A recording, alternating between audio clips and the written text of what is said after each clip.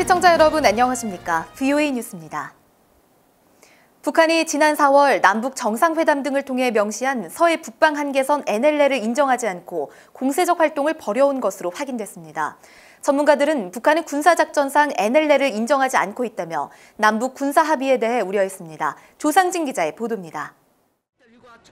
북한이 지난 7월부터 서해 북방 한계선 NLL을 인정하지 않고 자신들이 주장하는 해상 개선을 강조하며 한국 어민들에게 경고를 하는 등 공세적 활동을 벌이고 있는 사실이 한국 국정감사를 통해 드러났습니다.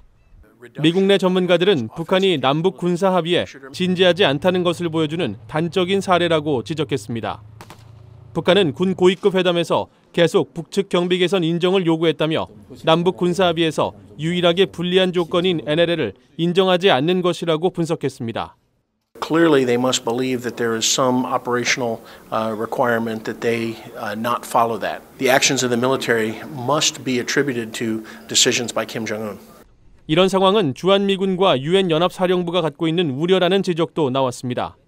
So the UN command has to be wary of that. Then, there is a chance for conflict to be renewed, and that puts South Korea at risk, and it puts the ROK-US alliance at risk.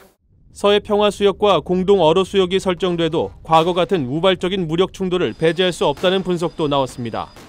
So many South Korean sailors have been killed around the North Korean line. So clearly this is a matter for the United States because we do defend South Korea's right. 전문가들은 NLL과 비행 금지 구역 설정 등에 대한 남북 군사 합의는 미국과 한국의 안보를 담보로 한 위험한 거래가 될 것이라고 우려했습니다. VOA 뉴스 조상진입니다. 미국 상원의원들은 북한의 비핵화를 위해서는 풍계리 핵실험장 사찰에 그쳐서는 안 된다고 강조했습니다. 존 볼튼 백악관 보좌관은 몇 달 내 2차 미북 정상회담이 열릴 것이라며 트럼프 대통령은 북한 문제에 환상을 갖고 있지 않다고 밝혔습니다. 김칸희 기자입니다. 존 케네디 상원의원은 마이크 폼페오 국무장관의 4차 방북 결과로 북한이 풍계리 핵실험장의 사찰단 허용은 좋은 일이라고 평가했습니다. 하지만 북한은 해야 할 일이 여전히 많이 남았다고 지적했습니다. 풍계리 사찰이 비핵화를 위한 충분한 조치가 아니라는 것입니다. Just full disclosure and destruction of their nuclear capabilities and their nuclear weapons. 비핵화 전까지 종전선언은 안 된다고 주장해왔던 린지 그레이엄 의원은 북한의 완전한 비핵화를 다시 강조했습니다. But I think we should never sign a peace treaty until they've got all their nukes out. 그레이엄 의원은 최근 토론회에서 트럼프 대통령은 2차 미북 정상회담에서 김정은에게 좋은 말만 해서는 안 된다며 오히려 핵무기는 김정은을 패망시킬 것이라는 것을 각인시켜줘야 한다고 말하기도 했습니다.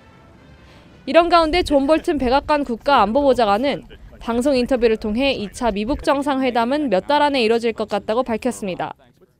또 북한의 밝은 미래를 위한 문은 열려 있으며 완전하고 되돌릴 수 없는 비핵화를 해야 한다고 강조했습니다. 볼튼 보좌관은 그러면서 트럼프 대통령은 낙관적인 사람이지만 북한 문제에 대해 환상을 갖고 있지는 않다고 말했습니다. VOA 뉴스 김칸희입니다. 미국 의회조사국이 최근 CRS 보고서를 통해 미국이 대북 제재 이행 차원에서 쿠웨이트에 북한과의 관계를 끊도록 압박을 가하고 있다고 밝혔습니다. 또 쿠웨이트에는 북한 노동자들이 아직 수천 명이 남아있으며 그들은 수입 대부분을 북한 정부에 송금하고 있다고 지적했습니다. 호주가 대북 제재를 이행하기 위해 동중국해에 유도탄 장착 호위함을 배치한 것으로 전해졌습니다. 호주 공군의 멜 허펠드 중장은 한반도 긴장은 완화됐지만 북한 정권은 유엔 안보리 결의에 맞서 여전히 핵무기와 탄도무기 프로그램을 계속하고 있다며 호위함 배치는 북한에 대한 경제 외교적 압력에 무게를 더하기 위한 것이라고 밝혔다고 AP통신이 보도했습니다. 비핵화와 남북협력을 주제로 서울에서 열린 북한 연구학회 학술회의에서 한국국방연구원 이호령 연구실장은 북한이 현재 처한 대내외 문제 해결을 위해 대화 국면을 활용하고 있다면서 완전한 비핵화를 공약했지만 안보 전략은 변하지 않았다고 주장했습니다. 한동대 김준영 교수는 2차 미북 정상회담과 함께 종전선언이 어느 정도 합의된 것으로 본다며 비핵화와 제재 완화 로드맵을 같이 짜야 한다고 주장했습니다. VOA 뉴스 마칩니다. 시청해주신 여러분 고맙습니다.